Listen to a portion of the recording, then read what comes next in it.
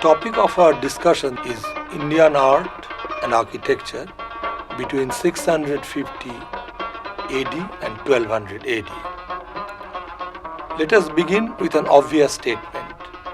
Like all timetable, like all time frames, the time frame with which we are concerned is somewhat tentative. When we think of 650 AD, we really associate this year with the disintegration of Gupta Empire. And when we talk about 1200, we loosely associate the period with the advent of Islam in certain parts of the Indian subcontinent. These two dates have been used by historians for the sake of convenience. We do not really know how the people of the past, how the people in 650 AD or how the people in 1200 AD really looked at this period.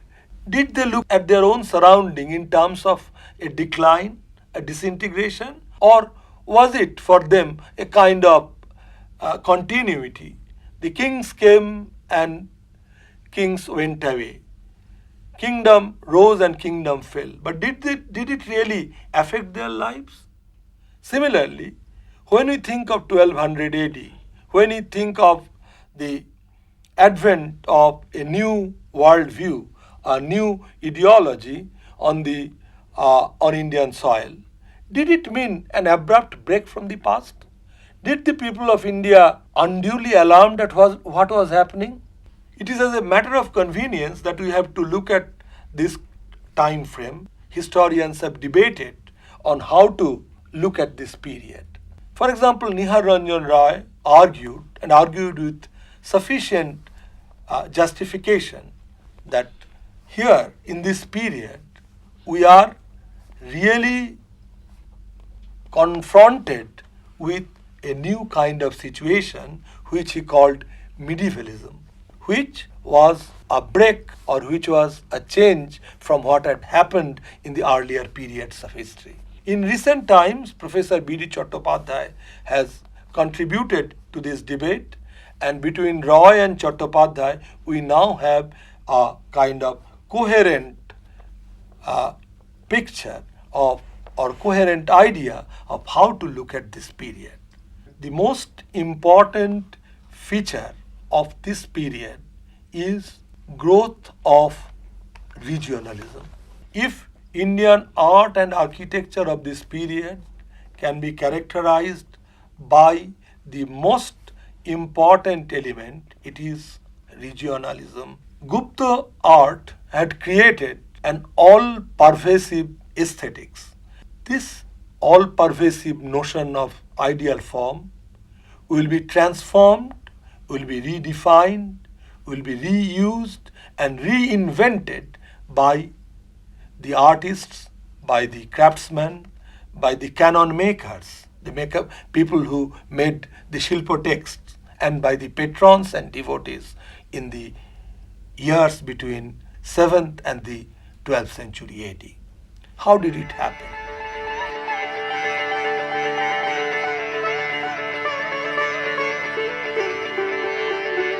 Before the 7th century AD, Indian history had witnessed an empire, a big empire between the 4th and the, let us say, end of the 6th century AD under the Guptas. From 7th century onward, new polities, new political centers would emerge over the length and breadth of the subcontinent. It is not just the growth of regional polities that make this period so important. Both in the domain of script and language, forms of writing and language, there will be an increasing tendency at regionalization. Similarly, literature will again assume a distinct regional character. Other important and I would say defining feature would be a new kind of ideology dominantly feudal ideology. By this period, the money economy of the earlier period had completely collapsed. Agriculture became the mainstay of economy, and the agricultural surplus generated on a grand scale would give rise to a leisurely community who would emerge as patron of art and culture. And it is this community which will promote the idea of bhakti. This ideology will reinforce the new feudal social order where the tie of loyalty between the local potentates, the subject people and the intermediaries will be very, very important. And the concept of bhakti will reinforce not only the feudal society, it will reinforce much of the art and architecture that would emerge during this period. It is in this period that both Brahminical Hinduism and Mahayana Buddhism will evolve a more complex character from the placid world of iconography of the Gupta period. We will now enter into a phase where the world is the iconographic world will be dominated by multiple forms of Shiva, multiple forms of Vishnu, multiple forms of Devi. Similarly, in Mahayana Buddhism, the idea of Buddha and Bodhisattvas will now develop into large number of tantric deities, Tara and her followers. Similarly, in Jainism, large number of Shasana Devi and attendant Jakha of the Jaina Tirthankaras will be created. In other words, the religious scenario will become very complex.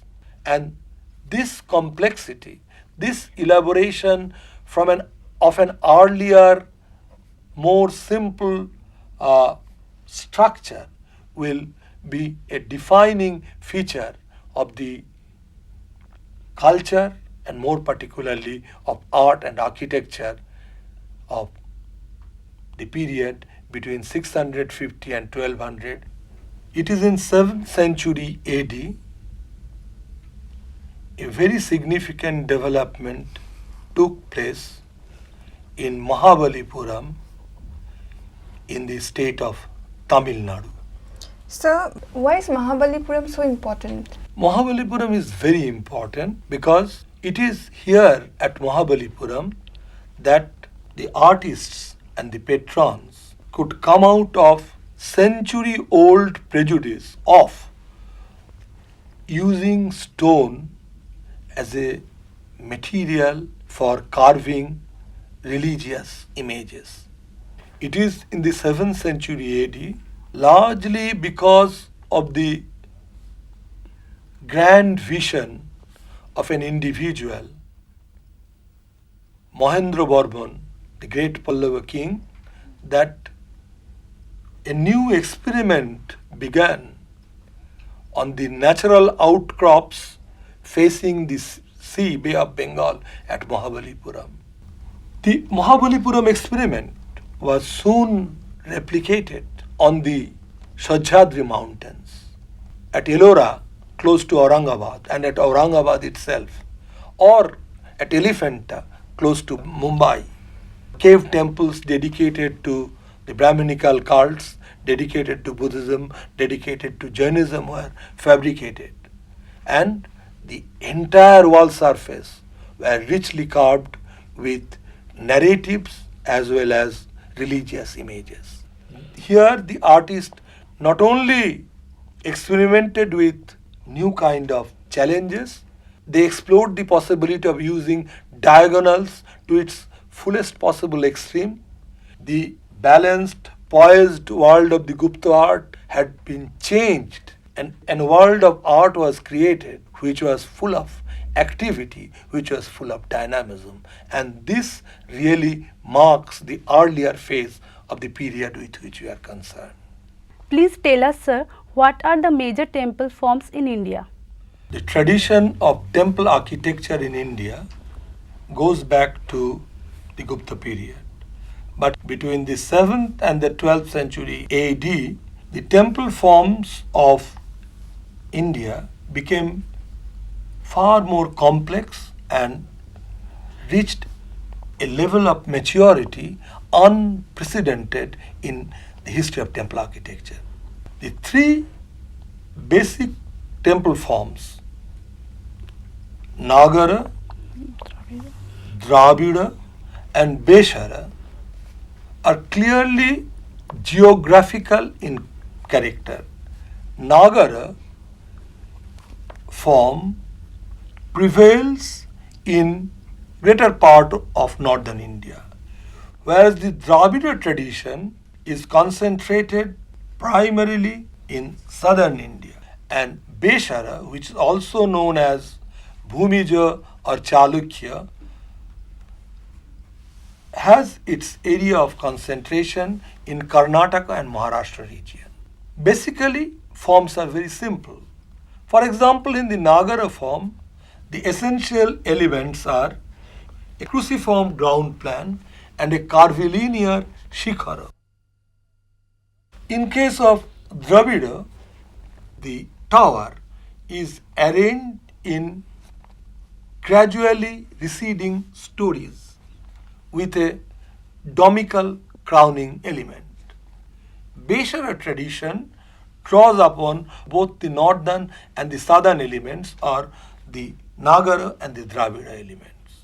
Besides, it is during this period that the cave temple tradition became very important, whereas I have just explained to you that natural rocks were scooped and temples hewn out of the rock. In the domain of Buddhist architecture, the simple stupa of the earlier period will now give way to the growth of increasingly complex stupa form with very elaborate chhatra, with very elaborate superstructure.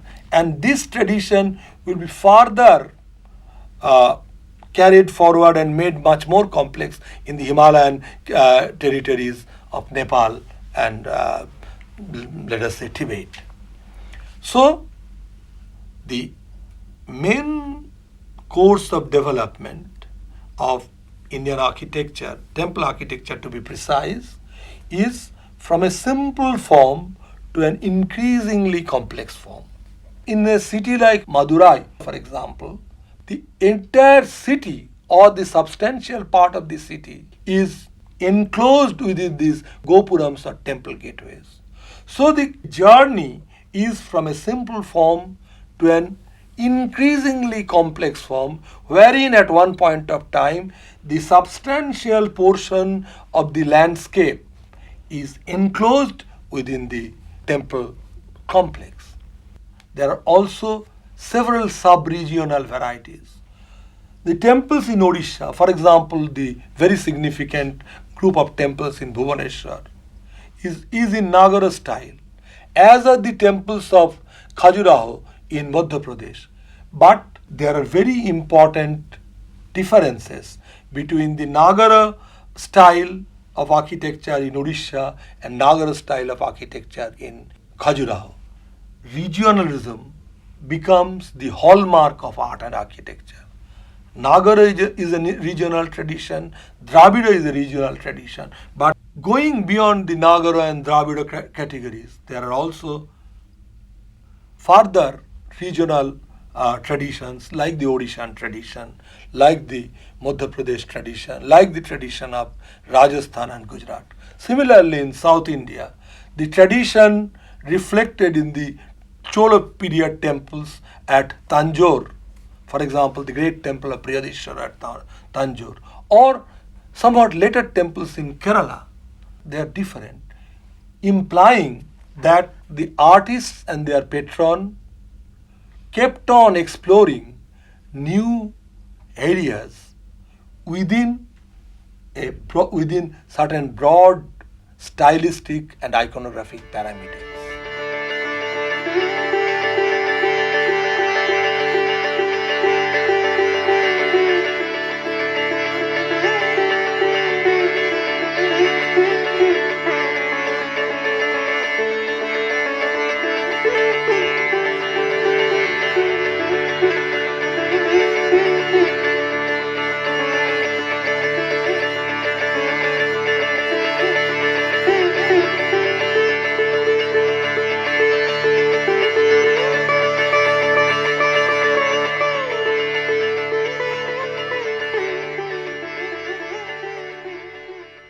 When we talk about architecture, we have also to remember that the most important and certainly the most productive phase, the most productive dimension of the art activity during this period are the sculptures.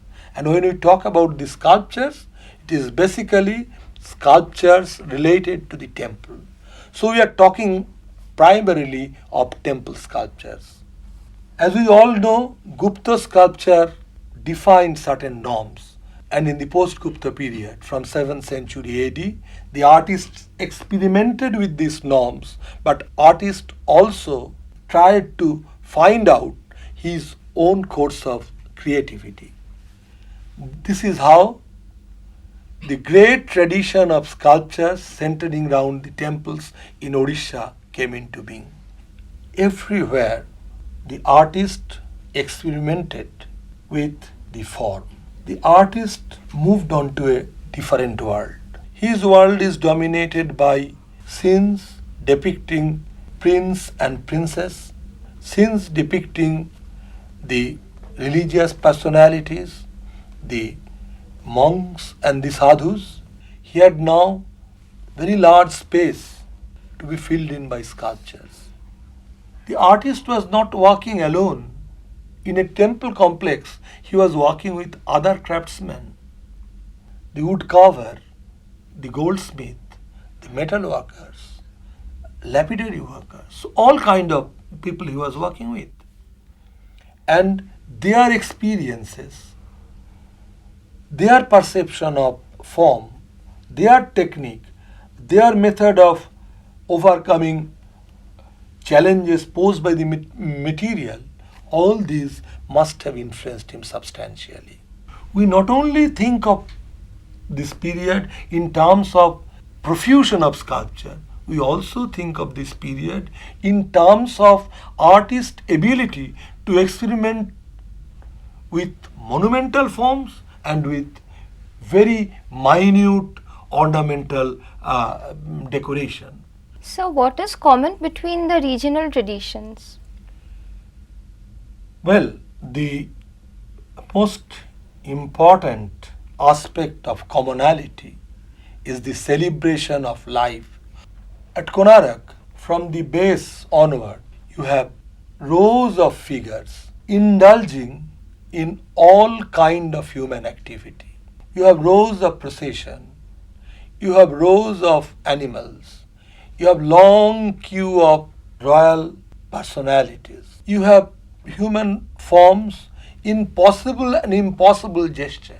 Everywhere the artists were exploring, celebrating human life in all its ramification. And I think that is one very important element that unites different traditions. We should also seriously ponder the erotic contents on the temple walls. There had been debates how to explain the erotic element, but let us accept that they are a part of ever-enlarging human experience, and this is how they are located on the temple.